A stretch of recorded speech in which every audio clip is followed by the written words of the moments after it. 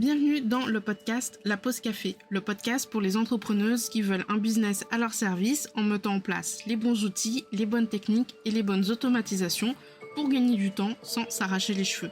Je suis Camille, copilote technique et mon job c'est de gérer et de mettre en place des automatisations, des outils marketing et même des sites sous Elementor. Chaque mois, je te partage en solo ou avec des invités des astuces tech pour perdre le moins de temps possible, mais pas que. Je te partage aussi des outils, des automatisations, des retours d'expérience et des astuces business pour t'aider à te simplifier la vie. Bref, en clair, tout ce qui peut t'aider à développer ton business sans passer 60 heures par semaine. J'espère que tu es bien installé parce qu'il est l'heure de lancer ta pause café.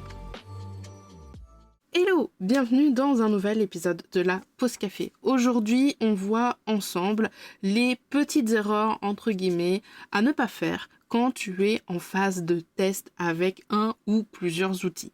Alors, qu'on soit clair, au niveau des erreurs, c'est pas des erreurs qui vont mettre en péril ton entreprise, mais ça va être des petites erreurs qui vont te faire perdre du temps, qui vont te faire un peu tourner en rond. Bref, vraiment, si tu recherches à simplifier, optimiser ton temps, ton entreprise, à automatiser un petit peu tes process et tes systèmes, très clairement, c'est des petites erreurs qui sont pas foufou et donc on va voir ça ensemble aujourd'hui. Alors, déjà, avant de commencer, pourquoi est-ce qu'on serait là en train de tester un outil ? Il y a trois façons, enfin il y a trois manières, il y a trois points, je vais y arriver, pour tester des outils. Il y a la première situation, voilà c'est ça, c'est le mot que je cherchais, le mot situation. La première situation, c'est tu n'as pas d'outils et tu veux mettre en place quelque chose. Exemple, tu n'as pas encore de newsletter, tu aimerais pouvoir envoyer des emails aux personnes qui achètent tes produits, aux personnes qui s'abonnent à tes lignes magnettes. Bref, tu voudrais communiquer avec ton audience en dehors des réseaux sociaux, en dehors par exemple de ton podcast, de ton blog. Tu penses à envoyer des newsletters. Le problème, c'est que tu n'as pas d'outils pour faire ça. Donc ça, c'est la première situation. La deuxième situation, c'est que tu as déjà un outil, par exemple, pour ta newsletter, mais tu commences à être un petit peu à l'étroit. C'est-à-dire que tu recherches, par exemple, des fonctionnalités supplémentaires, des automatisations plus poussées, des fonctionnalités comme, par exemple, une sorte de système de fidélisation où les gens, quand ils vont cliquer, ouvrir, ça va leur faire monter un score et au bout d'un certain score, on pourrait leur offrir, par exemple, des petits cadeaux. Ça, c'est par exemple possible avec ActiveCampaign nativement. Après, on peut le faire d'autres façons avec MailerLite, bref, et d'autres outils. Et puis, il y a aussi la troisième situation où tu as ton outil qui est en train de changer. Et voilà, tu essayes de voir s'il n'y a pas plus vert ailleurs. Donc ça, c'est un peu les trois situations que je vois quand on est vraiment en phase de test des outils. On va commencer du coup directement avec la première erreur qui est tout simplement de ne pas lister ses problématiques, de ne pas lister ses attentes, ses besoins, ses non négociables. Pour moi, tout ça, ça veut dire à peu près la même chose. C'est-à-dire se lancer en quête du « Ok, je recherche un outil pour envoyer des newsletters, j'ai vu qu'il y avait Mailchimp, MailerLite, Brevo, ActiveCampaign, ConvertKit, Substack. Tu sais quoi, je vais tous les tester et on verra bien celui qui m'intéresse. » Le problème avec cette façon de fonctionner, c'est que tu vas perdre beaucoup de temps.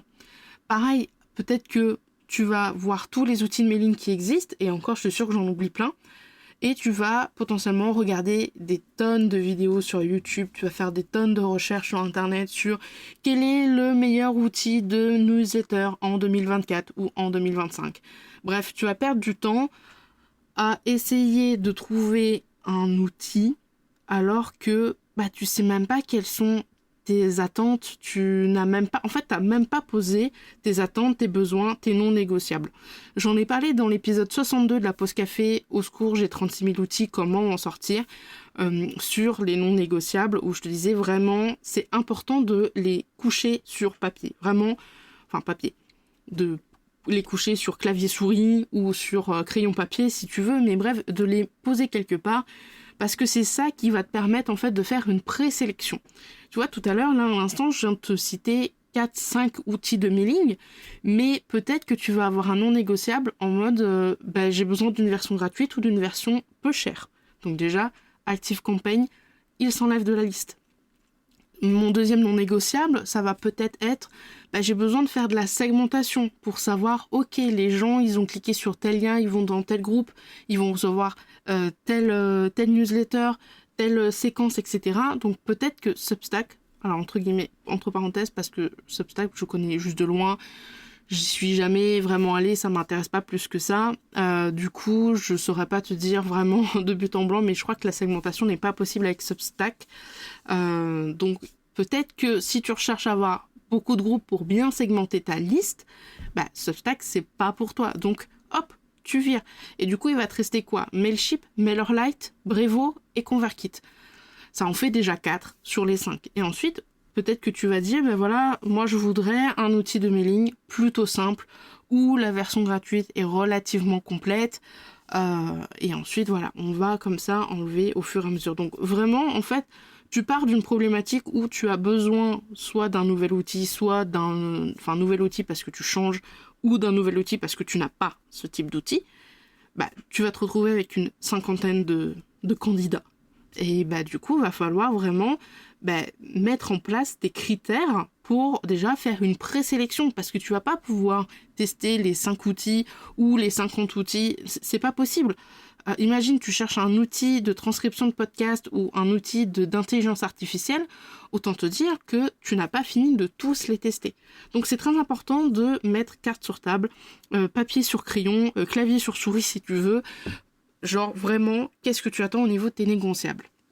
Je te fais un petit exemple par rapport à moi. Actuellement, au moment où j'enregistre cet épisode de podcast début novembre, parce que je suis très en retard dans mes enregistrements d'épisodes de podcast, je recherche un outil pour faire des guides.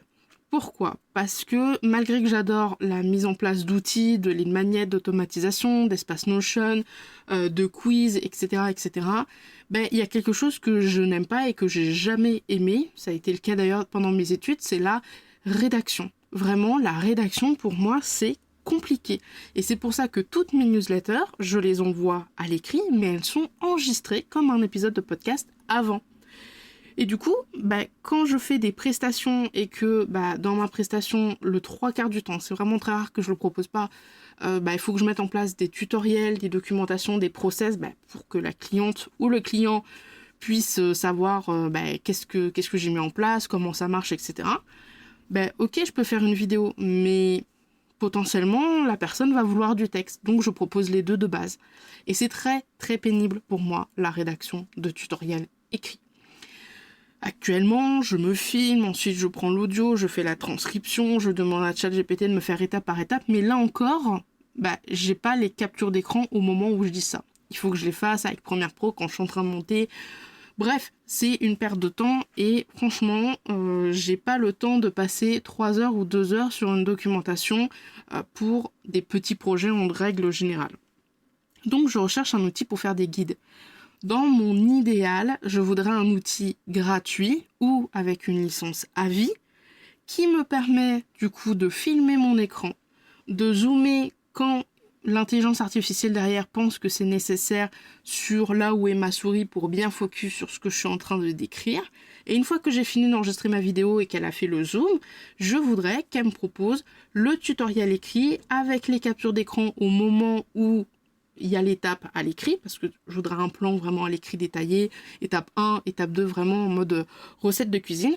Et le must, vraiment, c'est un des non négociables pour moi, ça serait de pouvoir exporter ce guide-là et de télécharger la vidéo pour pouvoir les intégrer directement dans le Notion ou dans la base de données process de mes clients et de mes clientes. Et du coup, qu'est-ce que j'ai fait? J'ai dit ok, mon premier point non négociable, c'est gratuit ou une licence à vie. Mon deuxième point négociable, c'est que ça soit exportable soit en PDF, soit en HTML. Et que la vidéo, je puisse aussi la télécharger avec les zooms directement dessus. Mon troisième point, c'est pas vraiment un non négociable, c'est, on va dire, une attente. Si il y est franchement bingo, s'il y est pas, ça m'embêterait, mais c'est pas ça qui va faire en sorte que je vais dire oui ou non vraiment de façon catégorique, c'est vraiment les deux premiers points. Et du coup, ce troisième point, ça serait d'avoir vraiment un outil qui est vraiment très fiable au niveau de l'intelligence artificielle derrière, c'est-à-dire que je passe pas 45 minutes, 1 heure à monter une vidéo de 5 à 10 minutes pour rajouter, pour décaler, pour remettre les zooms, pour etc. Je veux qu'elle le fasse de manière précise. Genre, j'enregistre, je regarde vite fait la vidéo en x2, il y a peut-être 1 ou 2 zooms qu'il faut que je corrige, mais sinon, le reste, elle le fait tout seul. Et du coup, il existe beaucoup d'outils comme ça. Et le fait d'avoir posé ces conditions-là fait que sur les 3 outils que j'avais sélectionnés, il y en a 2 qui sont passés à la trappe et j'attends de tester du coup un dernier outil quand j'aurai un peu plus de temps. Voilà à quoi ça sert du coup de poser ses attentes, ses problématiques et ses non négociables quand tu vas commencer à vouloir tester des outils. La deuxième petite erreur à ne pas faire quand on va vouloir tester des outils, c'est...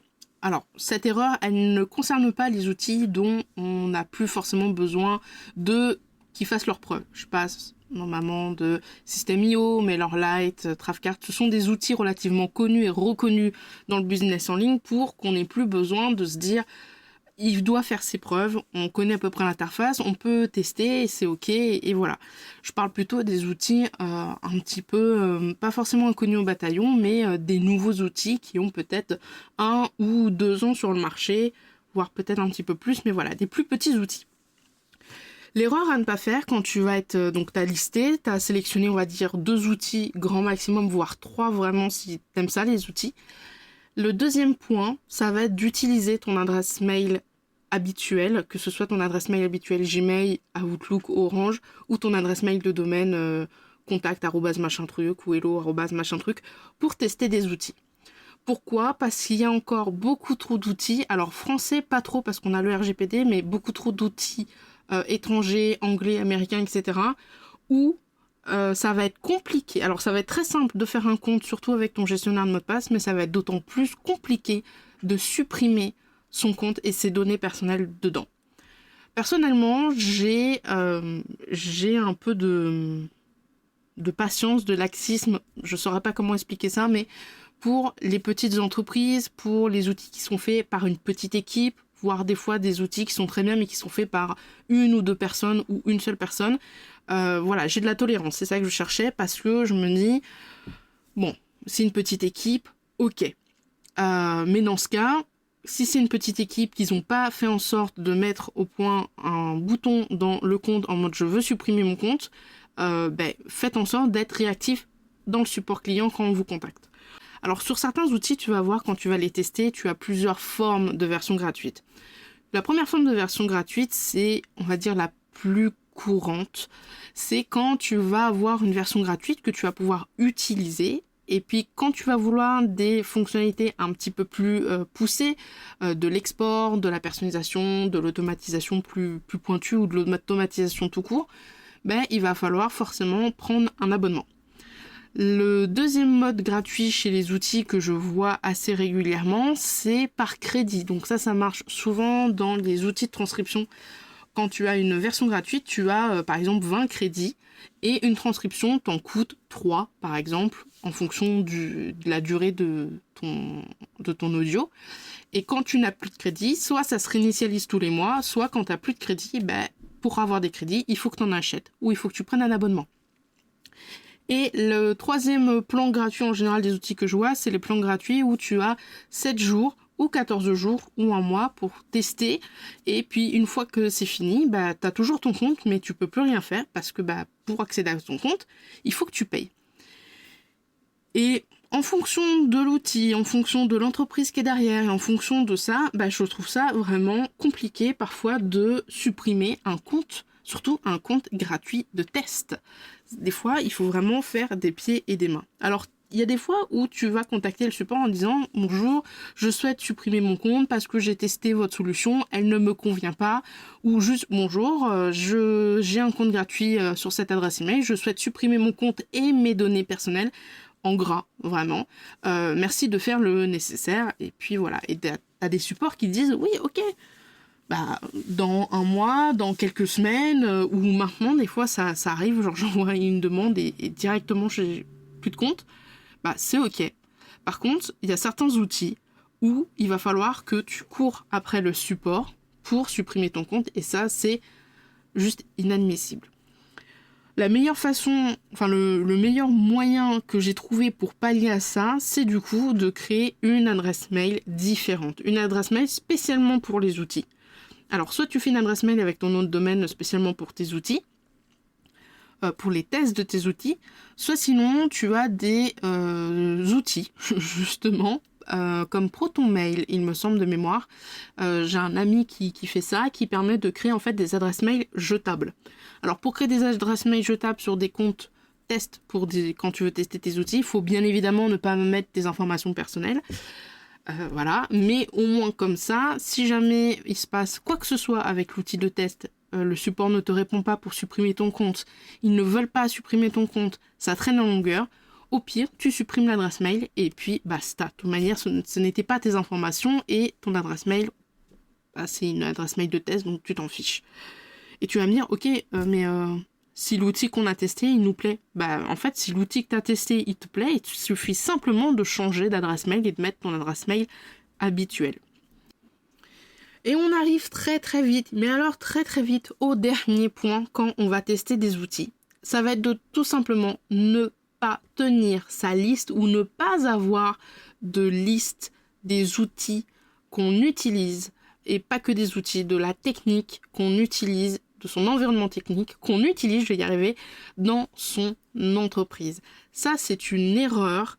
C'est pas une erreur qui va te faire vivre sous un pont avec les grenouilles, si jamais tu le fais pas, mais ça peut être une erreur qui va te faire perdre beaucoup de temps et certainement pas mal d'argent. Pourquoi ? Parce que comme je te le disais tout au long de cet épisode de podcast, créer des comptes, c'est super rapide. De plus en plus avec les gestionnaires de mots de passe, et en vrai, pour créer un compte, il te faut nom, prénom, adresse mail, mot de passe, basta.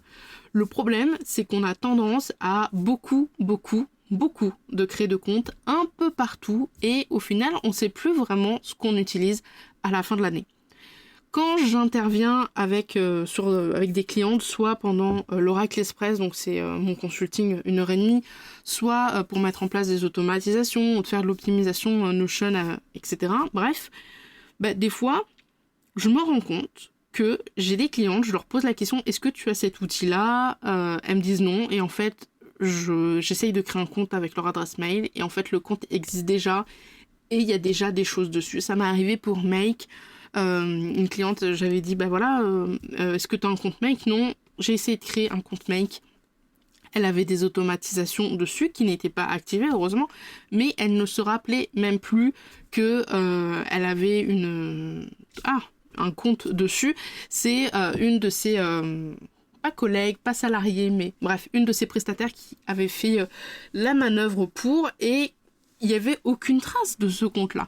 Et du coup, c'est quand même relativement important de suivre vraiment quel outil tu as en ligne de mire, quel outil tu es en train de tester, quel outil tu as actuellement, est-ce que tu le payes, est-ce que tu le payes en mensuel, annuel, ou est-ce que tu l'as payé en lifetime, est-ce qu'il est gratuit.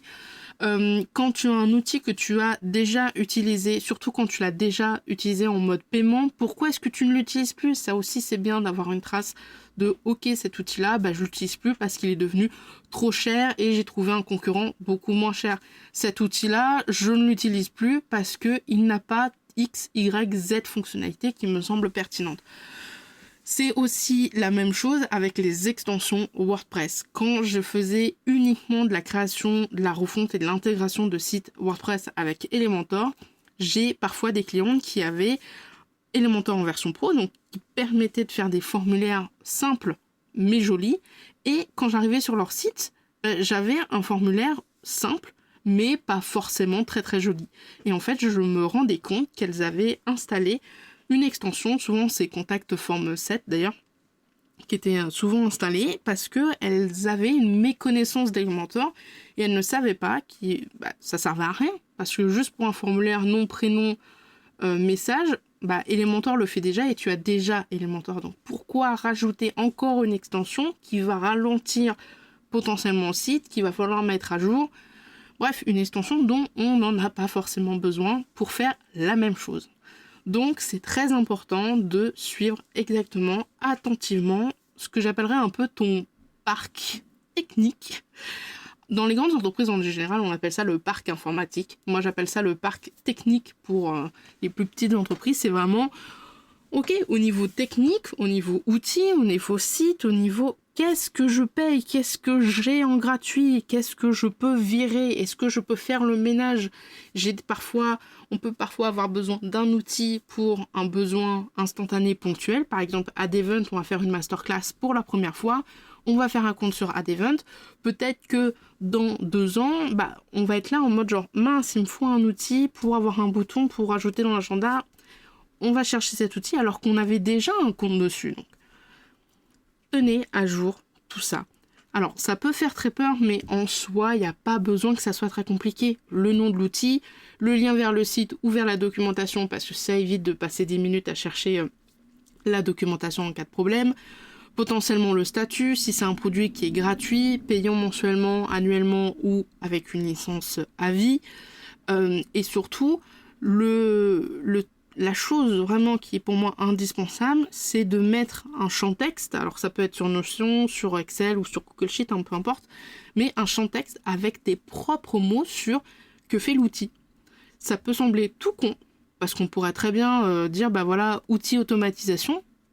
Mais en fait, en vrai, on ne sait pas vraiment qu'est-ce qui fait l'outil. Et je trouve ça toujours plus parlant et toujours plus marquant de dire avec ces vrais mots, de résumer pourquoi est-ce que tu as cet outil et qu'est-ce qu'il fait dans ton entreprise. MailerLite, dans mon entreprise, c'est envoi de newsletters, automatisation de plusieurs séquences d'emails de bienvenue, suite à une inscription à une magnette, ou vente de produits digitaux ou de prestations. Make, on pourrait très bien dire, ok, outil d'automatisation. Point. Oui, mais non. Automatisation de quoi? Outil pour automatiser plusieurs autres outils, entre parenthèses, Notion, Tally, MailerLite, afin de pouvoir les connecter entre eux et automatiser certaines tâches. Là, c'est beaucoup mieux et c'est beaucoup plus parlant quand, à la fin de l'année ou dans l'année, peu importe, on va faire le point sur notre organisation, sur tout ce qu'on utilise, etc., etc. Si jamais tu as la flemme vraiment de mettre en place ça, j'ai créé un template Notion gratuit qui s'appelle Gère ton site et tes outils. J'aurais pu trouver un autre nom, j'avoue, mais quand je l'ai créé, j'y ai pas pensé. Donc pour le moment, il s'appelle comme ça. Et dedans, tu vas pouvoir gérer tes extensions, tes mises à jour de ton site, tes sauvegardes aussi de ton site pour savoir, ok, c'est quand la dernière fois que j'ai fait une sauvegarde de mon site. Et du coup, gérer aussi toute la partie outils, la partie mots-clés dans ton référencement SEO, les pages, les articles, ta charte graphique, bref, vraiment, c'est un premier template si jamais tu veux commencer à gérer, organiser, simplifier un peu toute la partie technique de ton entreprise. Et je répète bien, la partie technique, c'est pas simplement tes outils, c'est aussi tes process, c'est aussi tes systèmes, c'est aussi ton site. Bref, c'est vraiment tout ce qui est vraiment technique, tout ce qui est en ligne, tout ce qui est... voilà. Donc si jamais ça t'intéresse, le template gratuit, il est disponible dans la bio et il est aussi disponible sur mon profil de créateur Notion sur la Marketplace. Et voilà, que dire de plus, mis à part que pour moi, je trouve ça vraiment indispensable de suivre ces outils, de savoir combien est-ce qu'on en a, de limiter le test d'outils, sauf si c'est ton métier et ta passion, mais en fait, le fait d'avoir plein d'outils, d'avoir plein de comptes partout, c'est un peu comme quand tu rentres chez toi et que t'es fatigué et que t'as fait une dure journée et qu'il y a les jouets de ton enfant qui est par terre, genre tu prends le Lego dans le pied ou tu prends le trotteur dans le genou, ça c'est insupportable.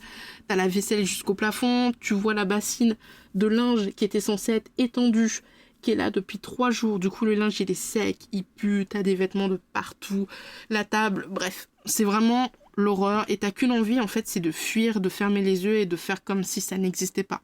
Le problème c'est que de fermer les yeux et de dire ça va, c'est que des outils, c'est que des comptes, je m'en occuperai plus tard, c'est que ça s'accumule et qu'au bout d'un moment, tu peux plus accumuler. Tu peux plus accumuler parce que quand tu vas vouloir lancer un truc, genre un lead magnet, une offre, bref, tu vas passer beaucoup de temps à essayer de démêler, ok, j'ai cet outil parce que j'ai fait un truc avec, et j'ai cet outil parce que j'ai fait un autre truc avec, mais en fait les deux c'est les mêmes. Du coup on pourrait tout transférer vers l'un dans l'autre. Bref, c'est vraiment le bordel. Et plus tu vas attendre, plus ça va s'accumuler. Et soyons clairs, les outils, c'est sûr que ça plaît pas à tout le monde, c'est sûr que ça fait très très peur, mais en avoir beaucoup de comptes de partout, c'est vraiment une charge mentale de plus. Et une perte de temps aussi, en plus, qui est pas forcément très utile. Donc voilà.